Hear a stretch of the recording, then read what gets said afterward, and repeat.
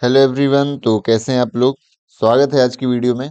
और ये हमारी मध्य प्रदेश चयन परीक्षा में मध्य प्रदेश शिक्षक चयन परीक्षा 2025 में पर्यावरण सीरीज का ये 20वां वीडियो, जिसमें हम प्रैक्टिस करेंगे 30 PYQ क्वेश्चंस की, जो हमारे पुराने प्रश्न पत्रों में आयोग ने पूछे हैं।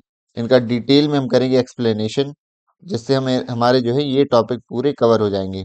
और इसी से संबंधित जो है आपके एग्जाम में भी सारे प्रश्न जो है पूछे जाएंगे। वहां भी ज्यादा जो है आपको कोई समस्या नहीं जाएगी। शुरू करते हैं आज की वीडियो। आज की वीडियो का जो है पहला प्रश्न, पर्यावरण की रक्षा के लिए जून 2020 को किस ई कॉमर्स कंपनी ने अपनी पैकेजिंग से सिंगल यूज प्लास्टिक को खत्म करने की घोषणा की है। तो फिर से आप देख लीजिए कि एक कंपनी है जिन्होंने सिंगल यूज प्लास्टिक को खत्म किया है 2020 में। और ये चूंकि PYQ है तो उस समय के लिए इम्पोर्टेंट था, अभी उतना नहीं रह गया है, लेकिन फिर भी आप याद रख लीजिए। इसका सही आंसर है आपका अमेजोन। अमेजोन जो कंपनी है, उन्होंने सिंगल यूज प्लास्टिक को खत्म कर दिया है अपने जो है सारे डिलीवरी पैकेजिंग में। आप उनकी डिलीवरी की पैकेजिंग भी देखते होंगे, तो वो एक पेपर जैसा जो फॉर्मेट रहता है उसमें पैक करके चीजें देते हैं, या फिर उनके बॉक्सेस आते हैं। तो ये आपको याद रखना है। और सिंगल यूज प्लास्टिक क्या कहलाता है? सिंगल यूज प्लास्टिक ये है कि हम प्लास्टिक कोई लेते हैं, उनको यूज करके फेंक देते हैं। जैसे हमारे कपड़े आते हैं तो उसमें क्या रहता है? उसमें पॉलीथीन रहता है। पॉलीथीन रहता है, इसके बाद रैपर्स रहते हैं। हमारे बिस्किट्स, चिप्स, ये सब क्या है? रैपर्स हैं। इवन जो हमारी बॉटल भी है, वो भी एक सिंगल यूज प्लास्टिक का एग्जाम्पल है, क्योंकि वो हम थ्रो कर देते हैं। आगे देखते हैं। भारत में पहला बायोगैस संयंत्र लगाया गया। तो first biogas plant in India imposed on, ये जो लगाया गया हमारा दिल्ली में लगाया गया था। और इसी के थ्रू जो है आपको पता होगा कि बायोगैस प्लांट से कौन सी गैस निकलती है? इससे मीथेन गैस निकलती है। कौन सी गैस? Methane gas. और कार्बन डाइऑक्साइड भी निकलती है। तो मेनली जो मीथेन निकलती है, इसका उपयोग आप ईंधन के रूप में किया जाता है। और ईंधन के रूप में आप वाहनों में कर सकते हैं। आप इसे घर में रसोई के रूप में कर सकते हैं, खाना बनाने के लिए। इन चीजों में इसका उपयोग होता है। तो आप देख रहे होंगे CNG जो है, कंप्रेस्ड नेचुरल गैस, उसमें भी यही गैस जो है रहती है आपकी, मीथेन गैस। और इसका खूब उपयोग जो है आपने देखा होगा कि वाहनों में, कारों में होता है, जो CNG कार रहती हैं। तो ये इस प्रश्न का उत्तर क्या हो गया? दिल्ली। आगे देखते हैं। पारस्परिक तंत्र में ऊर्जा का एकमात्र स्रोत क्या है? ऊर्जा का जो है आपको एकमात्र स्रोत पहले से ही पता है, ये आसान क्वेश्चन आया था आयोग में। तो सूर्य का प्रकाश इसका सही उत्तर है। बाकी ग्लूकोज, प्रोटीन, ATP ये सही उत्तर नहीं है। ये हमारे शरीर के लिए आवश्यक है, ATP जो है ना, और प्रोटीन, ग्लूकोज, इससे हमें ऊर्जाएं मिलती हैं। प्रदूषण नियंत्रण बोर्ड स्थापित किए गए हैं किस लेवल पर? गांव में है, राज्यों में, मोहल्ला, जिले में? तो राज्य लेवल पर स्थापित किए गए हैं क्या? राज्य प्रदूषण नियंत्रण बोर्ड, ये हर एक राज्य में क्या किए गए हैं? स्थापित किए गए हैं, जो उस राज्य की प्रदूषण से संबंधित समस्याओं के समाधान के लिए, उससे संबंधित जो है एक्ट बनाती है और उस पे कार्य करती है। और बात करें यहाँ पर जो सबसे पहले प्रदूषण नियंत्रण बोर्ड है, तो अक्सर पूछा जाता है कि केंद्रीय प्रदूषण नियंत्रण बोर्ड, केंद्रीय प्रदूषण नियंत्रण बोर्ड जो है कब बनाया गया था? तो ये अक्सर पूछा जाता है। ये बनाया गया था 1974 में। इसको आपको याद रखना है। और ये कब आया था? 1974 में ही आया था, जल प्रदूषण निवारण अधिनियम। इसी के बेस पर जो है ये बनाया गया था क्या? केंद्रीय प्रदूषण नियंत्रण बोर्ड। ये आपको याद रखना है। आगे बढ़ते हैं। निम्नलिखित में से कौन सा पक्षी पानी की सतह पर लटकी हुई शाखाओं के साथ कांटेदार पेड़ पर अपना घोंसला जो है बनाता है? तो आपने कई सारे पेड़ देखे होंगे जिनकी शाखाएं जो है लटकी रहती हैं, और वहां जो है ये घोंसला बना लेते हैं। पानी भी रहता है आसपास क्षेत्र यदि, तो ये जो पक्षी कहलाता है वीवर बर्ड, ये बुनकर पक्षी कहलाता है। ये आयु द्वारा पूछा गया है। अपने पुराने वीडियो में भी देखा है, प्रश्न पत्रों में, कि पक्षियों और उससे संबंधित घोंसले, उनके जो आवास हैं, उससे संबंधित प्रश्न पूछे गए हैं। तो ये आपको याद रखना है। आगे देखते हैं। किस प्रकार के आवास व्यवस्था में जानवरों को खुले क्षेत्र में दिन और रात के दौरान खुला रखा जाता है? तो एक तरफ से शेड से ढका होता है। तो इसका जो सही उत्तर है वह है लूज हाउसिंग सिस्टम। ये आपको याद रखना है। आपने कभी गौशाला गए होंगे, तो गौशाला में क्या है कि पूरा ग्राउंड रहता है, जिसके एक तरफ क्या रहता है, शेड रहता है, और बाकी पूरा खुला रहता है। जो गाय, जो भैंसें, जो भी रह रही हैं वहां मवेशी, वो दिन भर आ जा सकते हैं, उधर घूम सकते हैं। लेकिन और अंदर शेड बना रहता है, तो वो वहां शेड में क्या रहता है, स्वतः ही खुद ही वो आ सकती हैं वहां पर। वहां उनके लिए खाना डला होता है, तो खाना पीना खा सकती हैं। तो ये कहलाता है ढीली आवास प्रणाली। मतलब एक जगह उन्हें बांध कर नहीं रखा जाता है कि 24 घंटे वो बंधे रहेंगे। वो कहीं भी आ जा सकते हैं पूरे इस मैदान में, और चारों तरफ से क्या बाउंड्री रहती है। इस तरह के आवास को कहा जाता है लूज हाउसिंग सिस्टम या ढीली आवास प्रणाली। आगे देखते हैं, डेयरी पशु जो रहते हैं, शेड का फर्श यानी फ्लोर की बात की गई है, जल रोधी सामग्री से बना होता है, जिसे आसानी से साफ और सुखाया जा सकता है ताकि यहाँ फिसलन ना हो। फर्श की यह सामग्री किसका उपयोग करके बनाया जाता है? यानी जो डेयरी रहती हैं, पशु, डेयरी पशु रखे जाते हैं जिस बाड़े में, जिसमें उसकी जो फर्श बनाई जाती है, उसको थोड़ा सा खुरदरा बनाया जाता है, खुरदरा। और जो है ये सीमेंट और ईंट का प्रयोग करके बनाया जाता है।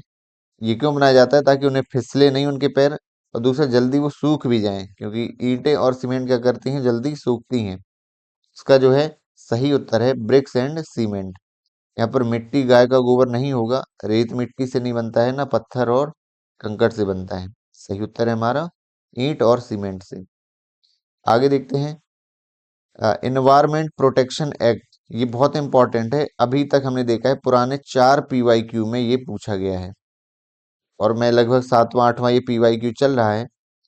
तो पर्यावरण संरक्षण अधिनियम कब पारित किया गया है? तो 1986 में। इसके पहले मैं बहुत सारे आपको एक्ट बता चुका हूँ। जैसे 1974 से मैंने स्टार्ट किया था, यहाँ पर जल संरक्षण अधिनियम जो है पाया जाता है। 1972 में सबसे पहले आया था वन्य जीव संरक्षण अधिनियम। फिर 1974 में जल संरक्षण अधिनियम, और 1900 जो है, तो 1980 में जो है वह आया था वन संरक्षण अधिनियम। वन संरक्षण अधिनियम को एक्ट बोल सकते हैं आप। और 1986 में जो आया था क्या, पर्यावरण संरक्षण अधिनियम। ये आपको अच्छी तरह से याद रखना है। तो यही हमारा प्रश्न था, कौन सा? पर्यावरण संरक्षण अधिनियम। ये कब हुआ था? 1986 में। ये आपको याद रखना है। आगे देखते हैं, अ, मासिक धर्म चक्र की सामान्य अवधि क्या रहती है? तो ये मासिक यानी 28 से 30 दिन जो है रहती है। महिलाओं में जो 10 या 12 साल से जो बच्चियां हैं, से लगभग 45 ईयर्स तक की महिलाओं में जो है ये होता है हर मंथ। आपको याद रखना है। आगे देखते हैं, a mineral that the body needs to work properly. हमारे शरीर के लिए किस खनिज की आवश्यकता सबसे अधिक रहती है सही तरीके से काम करने के लिए? चांदी, सोना, लेड, आप समझ गए होंगे सीधे सीधे कि कैल्शियम की आवश्यकता रहती है। इससे जो है हमारी हड्डियां जो है इसी से बनी रहती हैं, और इससे मजबूती प्रदान करती है, और हड्डी हमारी मजबूत होगी तभी हमारा शरीर प्रॉपर तरीके से वर्क करेगा। ये आपको याद रखना है। चाय बनाने के लिए विद्युत केतली द्वारा पानी किस विधि द्वारा गर्म किया जाता है? इंपॉर्टेंट सवाल है। ये 6th क्लास की या 6th या 7th की साइंस के द्वारा पूछा गया है, और इससे पता चलता है कि आप 1 to 5 बुक्स तो पढ़ ही रहे हैं, साथ साथ 6 to 8 जो है आप साइंस और ईवीएस को भी आप कवर कर लीजिए। इससे प्रश्न पूछे जाते हैं। इसका सही उत्तर है कन्वेंशन के द्वारा। अब आपको मैं बता दूं कि जो हीट होती है, मतलब ऊष्मा, ऊष्मा को बोला जाता है एक गर्माहट। उसका जो ट्रांसफर होता है, उसके 3 तरीके होते हैं। कितने तरीके होते हैं? 3। पहला तरीका होता है संचालन होता है, और इसको दूसरा तरीका होता है संवहन होता है, और तीसरा तरीका होता है विकिरण। इसको ध्यान से सुनिएगा, ये आपके लिए काफी इंपॉर्टेंट जो है हो सकता है। तो ये जो संचालन, संवहन और विकिरण है, ये 3 तरीके होते हैं। तो कई बार इनके जो इंग्लिश वर्ड पूछ लिए जाते हैं, तो इसको बोला जाता है कंडक्शन बोला जाता है। चूंकि देखिए इस सेकंड वाला हमसे क्या पूछा गया है, कन्वेंशन। कन्वेंशन आता है। थर्ड हो गया हमारा रेडिएशन। रेडिएशन। तो क्या होता है संचालन? सिंपल एग्जाम लेंगे कि एक लोहे की छड़ है, इसको हम गर्म करते हैं, तो ये धीरे धीरे पूरी गर्म हो जाती है। इसका मतलब है कि अणु अपनी जगह रहेंगे, इसके जो अणु हैं और वो अपनी हीट का ट्रांसफर कर देंगे अपनी जगह से दूसरी जगह में, तो ये कहलाएगा संचालन। जैसे लोहे की छड़ का गर्म होना, लोहे की छड़ का गर्म होना क्या कहलाएगा? संचालन कहलाएगा। लेकिन संवहन रहेगा, संवहन किसमें पाया जाएगा? द्रव और गैसों में, क्योंकि जो ठोस का गर्म होना और द्रव और गैसों का गर्म होना बहुत अलग प्रोसेस है उसकी। जैसे एक बीकर में पानी भरा है, इसको हम गर्म कर रहे हैं, तो ये ऐसा नहीं होगा कि इसके अणु अपनी जगह में रहेंगे और हीट अपने आप पूरा गर्म हो जाएगा। क्या होता है, नीचे के जो अणु रहेंगे हीट प्राप्त करके क्या ऊपर चले जाएंगे हल्के होके, और ऊपर के जो अणु है वो नीचे आ जाते हैं। कभी आप जो है इसका प्रयोग किया गया है, एक पानी में जो है स्याही डाल करके एक पूरी रेखा बन गई थी, सर्कल बन गया था, जिससे ये पता चलता है कि ये पूरा जो है पानी जो गर्म होता है, नीचे के अणु गर्म होकर ऊपर चले जाते हैं और ठंडे वाले नीचे आ जाते हैं। ये प्रोसेस तब तक चलती रहती है ये जब तक पूरा गर्म नहीं हो जाता है वो। तो ये संवहन किसमें पाया जाता है? द्रव और गैसों में। तो चूंकि पानी की केतली में है, पानी है, तो पानी क्या है? द्रव है, तो द्रव हमेशा कैसे गर्म होगा? संवहन के द्वारा। इसको संवहन बोला जाता है, जहां पर अणु जो है स्वयं दूसरी जगह प्रतिस्थापित होते हैं, वो ऊर्जा का ट्रांसफर नहीं करते हैं। तीसरा है विकिरण। विकिरण ऐसा है कि जब ऊष्मा का जो संचरण है उस पर किसी वायु या निर्वात का प्रभाव ना पड़े, वायु या निर्वात का। जैसे सूरज से हमें क्या आ रही है? ऊष्मा। सूरज की गर्मी यहाँ तक आती है ना पृथ्वी में, लेकिन बीच में निर्वात भी है, बीच में हवा भी नहीं है ना, बीच में अलग अलग हवा की लेयर भी हैं, तो वायु निर्वात से फर्क नहीं पड़ता है ना, और सूरज की रोशनी यहाँ तक आ जाती है, गर्मी आ जाती है। तो ये किसका एग्जाम्पल कहलाया? विकिरण का। तो ये आपको याद रखना है। आई होप क्लियर हो गया होगा। ये थोड़ा सा कॉन्सेप्चुअल थिंग थी, इसलिए मैंने थोड़ा सा क्लियर कर दिया। आपने पहले इसको पढ़ रखा है, क्लियर है, तो थोड़ा सा आप वीडियो आगे बढ़ा सकते हैं। आगे देख सकते हैं, भारत की राष्ट्रीय सुरक्षा सलाहकार कौन है? National security adviser. तो ये जब भी हमारे अजीत डोभाल थे, अभी भी हमारे अजीत डोभाल साहब भी हमारे नेशनल सिक्योरिटी एडवाइजर हैं। आगे देखते हैं, who is known as the satellite man of India. इसका जो सही उत्तर है वह है उडुपी रामचंद्र राव। ये जो है कौन है? हमारे सैटेलाइट मैन है। आपको याद होगा कि मिसाइल मैन ऑफ इंडिया किसे कहा जाता है? मिसाइल मैन ऑफ इंडिया, तो ये कहा जाता है हमारे एपीजे अब्दुल कलाम साहब को, एपीजे अब्दुल कलाम को। लेकिन जो सैटेलाइट मैन किसे कहा जाता है? मिसाइल क्या होती है? जो सैटेलाइट को ले जाती है ऊपर तक, ठीक है। और सैटेलाइट क्या है? जो जिससे पूरी कार्य प्रणाली चलती है, उपग्रह कहलाता है हिंदी में। तो ये जो रामचंद्र राव हैं, इन्हें जो है मिसाइल मैन कहा जाता है, क्योंकि जो हमारे सैटेलाइट मैन कहा जाता है, क्योंकि सैटेलाइट की जो दुनिया में इन्होंने अत्यधिक अपना योगदान दिया है। और योगदान इस तरह से है कि ये इसरो के अध्यक्ष भी रह चुके हैं, 1984 से लगभग 1996 तक हमारे इसरो के ये अध्यक्ष भी बनाए जा चुके हैं। और पहला जो सैटेलाइट लॉन्च हुआ था आर्यभट्ट, ये आपको याद होगा पुरानी वीडियो में, 1975 में जो लॉन्च किया था, वो भी इन्हीं के जो है अध्यक्षता में जो है लॉन्च किया गया था। बाकी हमारे जो सैटेलाइट हैं, लॉन्चिंग व्हीकल हैं, जैसे पीएसएलवी है ना, और जीएसएलवी और आरएलवी, इनमें भी इनका बहुत अधिक योगदान है। तो ये जो है, इसीलिए इनको क्या कहा जाता है? भारत का सैटेलाइट मैन कहा जाता है। आगे देखते हैं, निम्नलिखित में से कौन एक एस्टेरॉयड हंटिंग स्पेस टेलीस्कोप है? एस्टेरॉयड यानी एक क्षुद्र ग्रह जो कहलाते हैं, दूसरे जो उड़ते रहते हैं हमारे पूरे सोलर सिस्टम में। तो कौन सा टेलीस्कोप है जिसे एस्टेरॉयड हंटिंग स्पेस कहा जाता है? तो इसका जो सही उत्तर है वह है नियोवाइज है। और ये कहाँ का है? नासा का है। इन्होंने एक जो है टेलीस्कोप, एक उपग्रह के नाम से, उपग्रह के माध्यम से एक छोड़ रखा है वायुमंडल में। और वो क्या करता है? हमारे अर्थ के बाहर जितने भी क्षुद्र ग्रह हैं, है ना, उल्का पिंड हैं, जो पृथ्वी की ओर आते हैं, तो उन्हें पे ये कड़ी नजर रखता है, इसलिए इसे हंटिंग टेलीस्कोप कहा गया है। क्या करता है? ये कड़ी नजर रखता है उस पर, और पहले ही हमें सूचित कर देता है कि ये हमारा क्षुद्रग्रह पृथ्वी की ओर आ रहा है, ये पृथ्वी के पास से निकल रहा है, उससे हमें जानकारी मिल जाती है। ये आपको याद रखना है। नियो वाई जो है नासा यानी अमेरिका का है, स्पेस टेलीस्कोप जो कहलाता है एस्टेरॉयड हंटिंग स्पेस टेलीस्कोप। आगे देखते हैं, what is the launch date of NASA Psyche mission. अब साइकी मिशन क्या है? ये मंगल ग्रह और बृहस्पति, और आपको पता होगा ये मान लीजिए सन है आपका, बुध, शुक्र, पृथ्वी, फिर आ गया ये हम, यहाँ पर हम हैं। तो मंगल और बृहस्पति में एक एस्टेरॉइड है बहुत बड़ा सा, जिसका नाम है क्या? साइकी। इसकी जो है संरचना को जानने के लिए एक साइकी मिशन लॉन्च किया गया था। और ये लॉन्च कब किया गया है?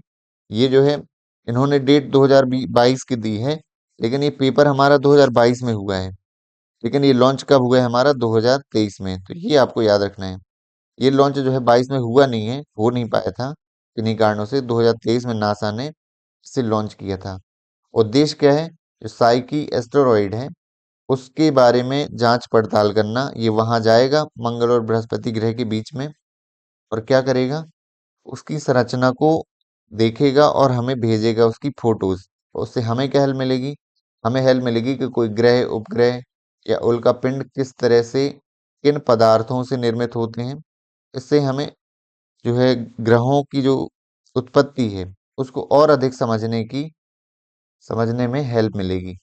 ये याद रखना है। अब प्रश्न था कि साइकी मिशन लॉन्च की तिथि क्या है, तो आप 2023 याद रखना, क्योंकि ये जो है इसमें से हो नहीं पाया था ये लॉन्च। वैसे उत्तर था 1 अगस्त 2022। ये लॉन्च डेट फिक्स की गई थी आपकी 1 अगस्त 2022 को। आगे देखते हैं, समुद्रयान मिशन के तहत गहरे समुद्र में चलने वाले वाहन का नाम क्या है? तो ये समुद्रयान मिशन है। तो भारत का पहला जो है इतनी अधिक गहराई में जाने का एक मिशन है, जैसे हमारा एक गगनयान है जो अंतरिक्ष में खोज करता है, और ये समुद्रयान मिशन है जो समुद्रों में खोज करता है, अन्वेषण करता है। समुद्र 6000 इसका नाम है। ये जो एक पनडुब्बी है, और ये पनडुब्बी जो है गोल गोल यानी एक शेप की है। इसमें जो मानव बैठ जाते हैं लगभग 3 आदमी, 3 व्यक्ति इसमें बैठ सकते हैं। और ये कहाँ तक जा सकती है? 6000 मीटर गहराई तक जा सकती है। इसीलिए इसका नाम क्या रखा गया है? समुद्र 6000। तो ये क्या है? समुद्रयान मिशन के तहत गहरे समुद्र में चलने वाले वाहन का नाम क्या है? समुद्र 6000, और ये भारत द्वारा निर्मित है और भारत का ये मिशन है। आगे देखते हैं, वर्मी कंपोस्टिंग क्या है? प्रक्रिया में किस जीव द्वारा की जाती है? तो केचुआ। ये आपको अच्छे से पता होगा।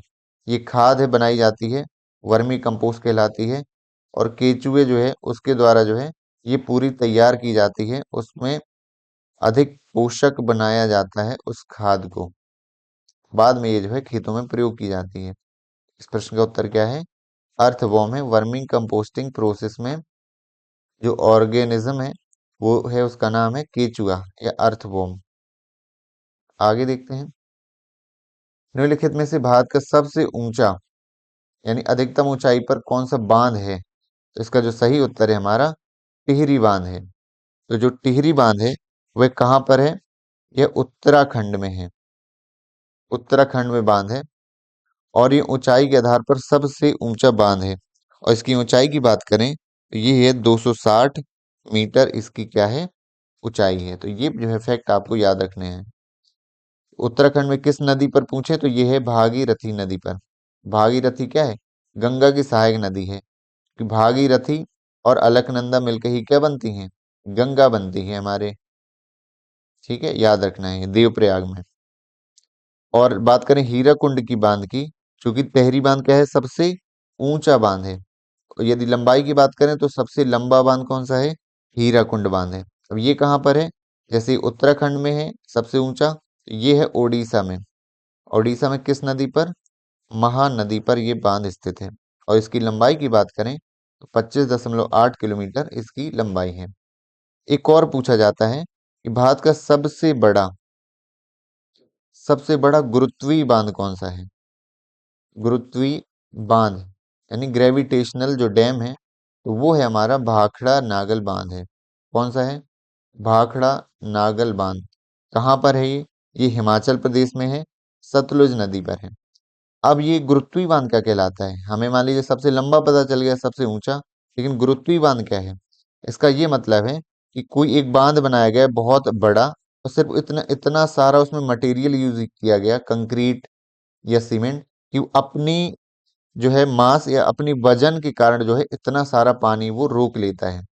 पानी रोकने का यही उसका वो मतलब है कि सिर्फ उसका इतना ज्यादा वजन है जो पानी को रोकता है। इसलिए हर साल इसकी मरम्मत की जाती है और अधिक जो है नए इसमें सीमेंट वो डाला जाता है कि इसका वजन जो है बरकरार बना रहे, जिससे वो पानी को रोक पाए। इसीलिए इसको गुरुत्वीय बांध बोला जाता है। ग्रेविटी के अगेंस्ट जो है ये रोक के रखता है पानी को, कि उसकी वजह से, क्योंकि पानी नीचे आने की ओर कोशिश करता है बांध से, ये उसको रोकने पूरा रोक देता है। तो ये आपको याद रखना है। 3 प्रश्न यहाँ से बनते हैं। सबसे ऊंचा बांध कौन सा है, सबसे लंबा, और जो है सबसे बड़ा जो है गुरुत्वीय बांध कौन सा है। ये आपको अच्छे से याद रखना है। आगे देखते हैं।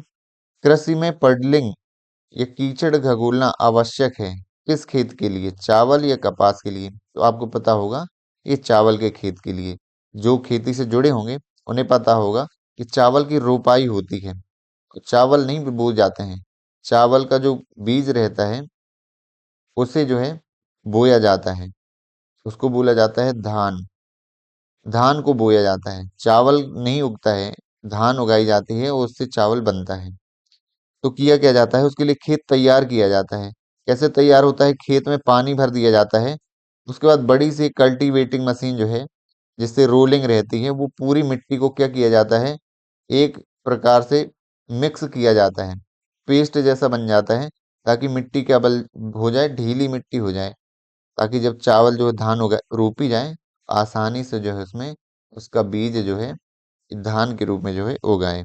इसका सही उत्तर है ऑप्शन नंबर ए, इसका करेक्ट आंसर है। वीडियो का हमारा अगला प्रश्न, ग्रेनाइट, बेसाल्ट, क्वार्टजाइट, चूना पत्थर, बलुआ पत्थर जैसे चट्टान का एक द्रव्यमान जो कुछ मिट्टी के लिए मूल सामग्री बनाता है। एक ऐसी मिट्टी है, मिश्रित मिट्टी, इसके लिए मूल सामग्री बनाता है क्या? ये सारी जो है चट्टानें। इसको क्या कहा जाता है? इसको बोला जाता है बेड रॉक या आधार शैल। आधार शैल जो है ऊपर भूपर्पटी से थोड़ा सा, जो भूपर्पटी के नीचे, यानी भूपर्पटी में ही पाई जाती है, लेकिन ऊपरी परत के थोड़ा नीचे पाई जाती है, जिसमें ये सारी चट्टानों का मिश्रण पाया जाता है, और यहीं से हमें खनिज की प्राप्ति होती है और मिश्रित मिट्टी मिलती है। तो इसको क्या बोला जाता है? इसको आधार शैल बोला जाता है। ये आपको याद रखना है। आगे देखते हैं। रिपब्लिक पुस्तक के लेखक कौन है? इंपॉर्टेंट पुस्तक है ये, और ये पुस्तक किसकी है? ये प्लेटो की पुस्तक है। आपको पता होगा कि सबसे पहले जो पुराने जो है ग्रीक दार्शनिक कहलाते हैं अरस्तु। अरस्तु के जो शिष्य हुए हैं वो हुए हैं प्लेटो। अरस्तु ने केवल अपने क्या दिए हैं, स्पीच दिए हैं, भाषण दिए हैं, यानी उनका लिखित में नहीं मिलता है। इसने जो है प्लेटो ने अधिकतम जीवन में क्या काम किया है, अरस्तु की जो शिक्षाएं हैं उनको लिपिबद्ध करने का काम किया है, यानी उनको लिखा है किताबों में, प्लस अपने भी एलिमेंट्स तो लोग डाल ही देते हैं, अपने भी कुछ जो तत्व उसमें डाले हैं। और प्लेटो का जो शिष्य रहा है वो रहा है रूसो। अरस्तु, प्लेटो और रूसो, ये क्या है? ये एक श्रृंखला है जिसमें एक दूसरे के क्या है, ये अरस्तु प्लेटो के गुरु हैं, और रूसो के गुरु जो हैं वो हैं शिक्षक कौन है? प्लेटो हैं। ये आपको याद रखना है। तो प्लेटो की जो पुस्तक है वह है रिपब्लिक पुस्तक। बस इतना ही पढ़ना है, आगे तो बहुत सारी चीजें इनके बारे में दार्शनिक हैं। किस फुटबॉल टीम के पास अधिक विश्व कप चैंपियन खिताब हैं? सबसे अधिक फुटबॉल, और फुटबॉल का नाम सुनते ही हमारे दिमाग में क्या आता है? या तो रोनाल्डो आता है या फिर मेसी आता है। तो जो रोनाल्डो जिस टीम से हैं वही टीम जो है सबसे अधिक जो है विश्व चैंपियन जीत चुकी है। और रोनाल्डो कहाँ के हैं? ब्राजील के। और मेसी जो है वो अर्जेंटीना के हैं। ये आपको याद रखना है। तो ब्राजील ने सबसे अधिक जो है फुटबॉल टीम के विश्व चैंपियन खिताब जीते हैं। अगला देखते हैं। कॉमनवेल्थ गेम जो है पहला कहाँ पर हुआ था? इंपॉर्टेंट क्वेश्चन है। पहला कॉमनवेल्थ जो गेम है वह हुआ था आपका 1930 में। और हुआ कहाँ था? यह हुआ था आपके कनाडा में। कनाडा में किस सिटी में? हैमिल्टन शहर में। तो हैमिल्टन में पहला कॉमनवेल्थ गेम 1930 में हुआ था। और इसको जो बोला जाता है, इस गेम को, इसको बोला जाता है British Empire game. British Empire game ऐसा क्यों बोला जाता है? क्योंकि जो ब्रिटिश जो है उसने, आपको पता होगा, बहुत सारे देशों में उन्होंने शासन किया है। तो जो देश उनकी कॉलोनी थे, यानी जो गुलाम थे, उन देश को जो है मिला करके उन्होंने, उन्हीं के साथ जो है ये देश शामिल होते हैं इन गेम में। अब तो सभी पार्टिसिपेट करने लगे हैं कॉमनवेल्थ गेम में। तो कॉमनवेल्थ गेम कराए जाते हैं और ये हर 4 साल में होते हैं।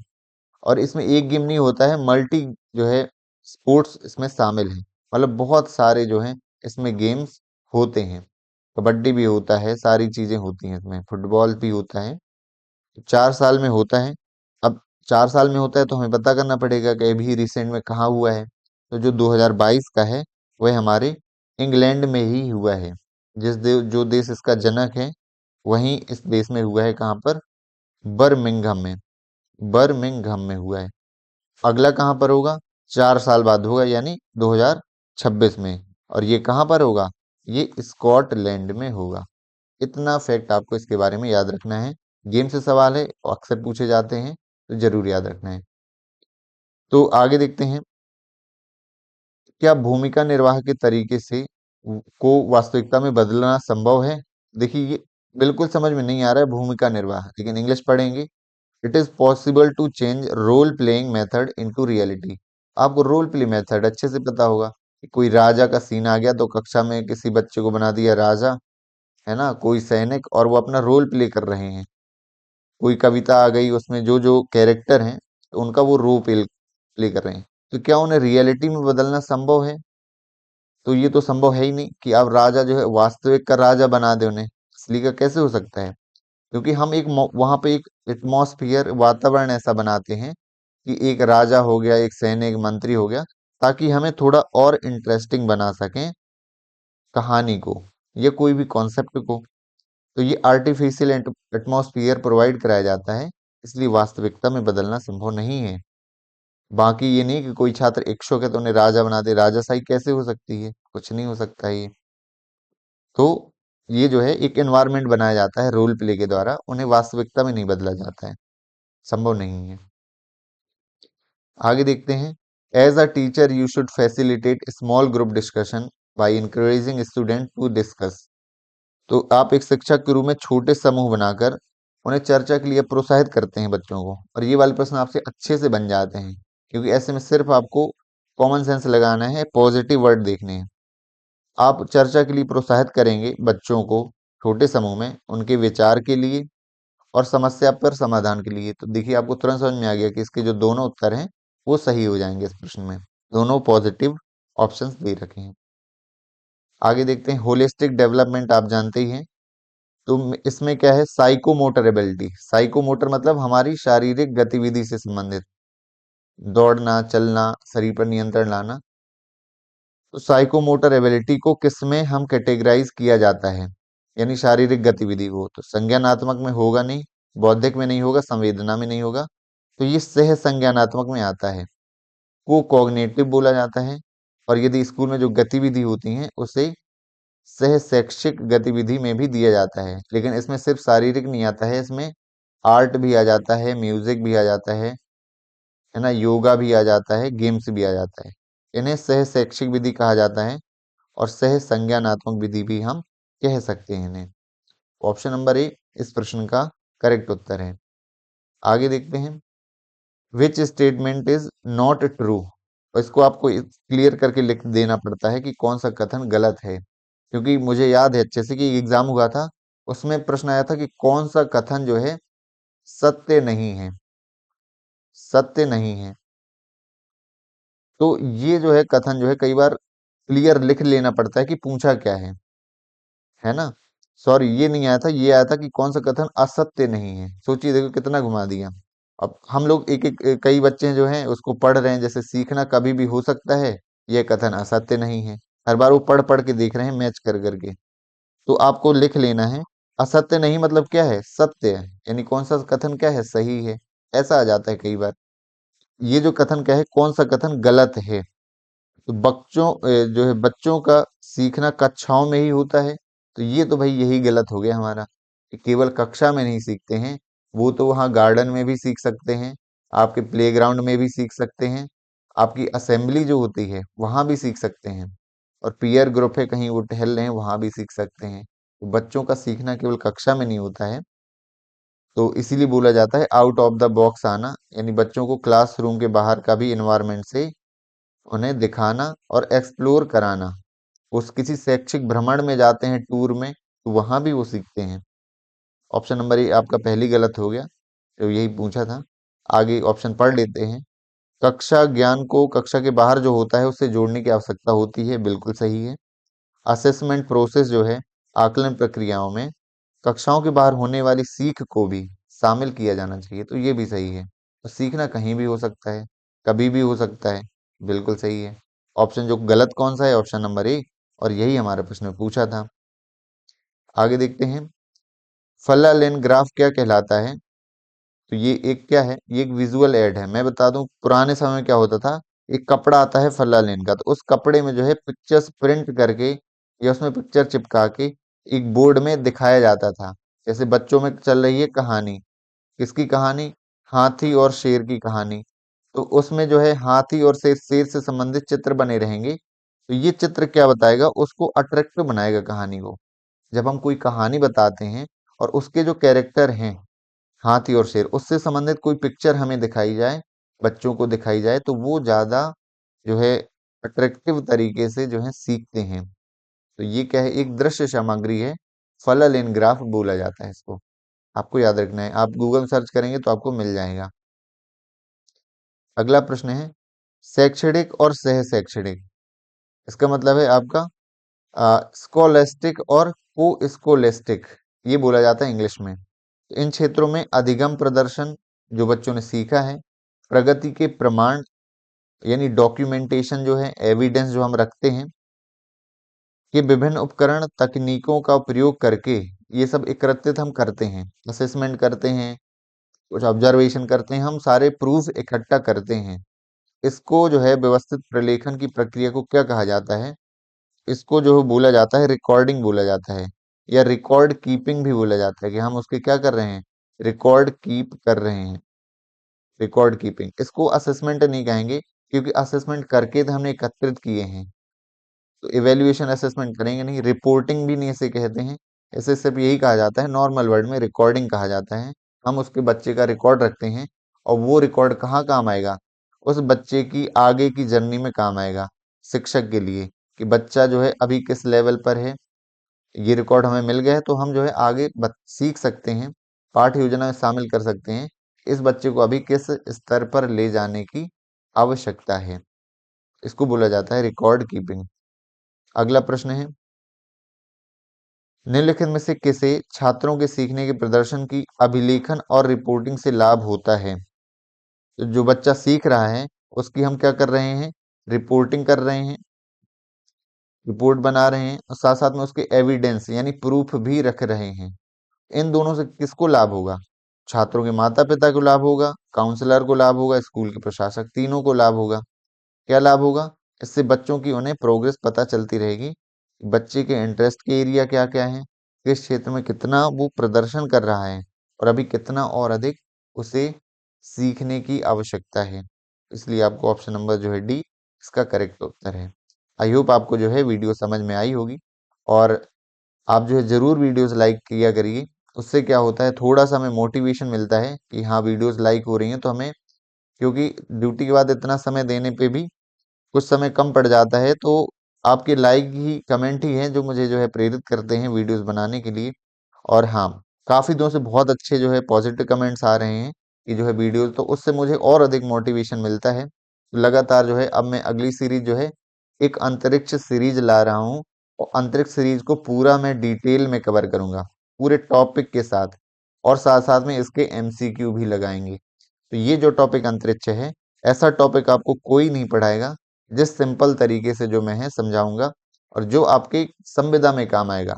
कोई हमें रॉकेट साइंस नहीं पढ़नी, हम एरोस्पेस इंजीनियर नहीं है कि हमें उनका बिल्कुल डिटेल एक एक पार्ट समझना है। बट जो हमारे प्रश्न में, हमारे प्रश्न पत्र की नीड है, संविदा जो है हमारे हमारे एमपी टेट की नीड है प्रश्न पत्र की, उस नीड को हमें पूरा करना है और जो लेवल आ सकता है वो हमें उस स्तर तक तैयारी करनी है। तो जरूर उसे देखिएगा। और मेरी पुरानी जो है ये हमारी सीरीज चली रही है, ईवीएस और बाल विकास जो है, बाल विकास की बीच बीच में आती है, लेकिन ईवीएस चूंकि ज्यादा ब्रॉड टॉपिक है, ईवीएस की कंटिन्यू सीरीज चल रही है, अभी पीवाई की सीरीज चल रही है। जरूर इसे आप देखें। Thank you so much for watching this video. मिलते हैं अगली वीडियो में।